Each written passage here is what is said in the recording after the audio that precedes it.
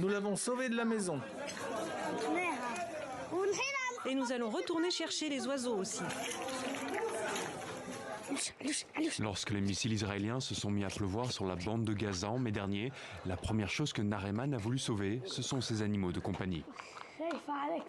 J'avais peur pour lui pendant la guerre. J'avais peur qu'il soit tué dans les bombardements. Je l'ai emmené avec moi pour le protéger et j'ai également fui avec mon poisson rouge. L'appartement de sa famille a été en partie soufflé par une explosion. Une attaque aérienne israélienne qui visait une bande du Hamas située juste en face de leur immeuble.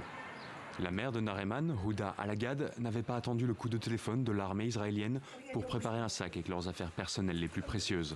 Un sac avec lequel elle pourrait s'enfuir en cas de bombardement. Dans ce sac, j'avais mis nos affaires personnelles les plus importantes, comme nos documents d'identité et les certificats de naissance, au cas où nous aurions dû fuir en vitesse. Ce jour-là, j'avais préparé le sac et je l'avais placé à côté de ma tête, au moment d'aller me coucher. Mais malheureusement, dans la panique, je l'ai oublié. J'ai juste pris mes enfants et je suis sortie rapidement en laissant le sac derrière moi. Les Gazaouis n'ont parfois que 5 minutes pour fuir au plus vite et sauver quelques effets personnels. Une cage à oiseaux, des bijoux en or, un passeport ou encore une peluche. Ce sont les dernières traces d'une existence révolue. À chaque guerre avec le Hamas, Israël met en place un système unique au monde. Alerter les civils par téléphone que leur quartier ou leur habitation s'apprête à être visé par une frappe aérienne. Selon l'armée, le but est très simple, détruire les infrastructures de l'ennemi tout en laissant le temps aux résidents de fuir la zone et donc d'éviter de faire des victimes collatérales.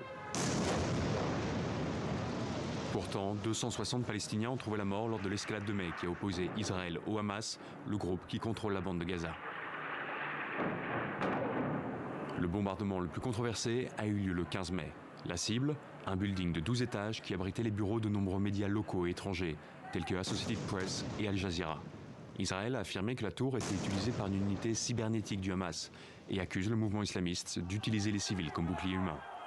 Selon les organisations de défense des droits de l'homme, cette attaque pourrait constituer un crime de guerre.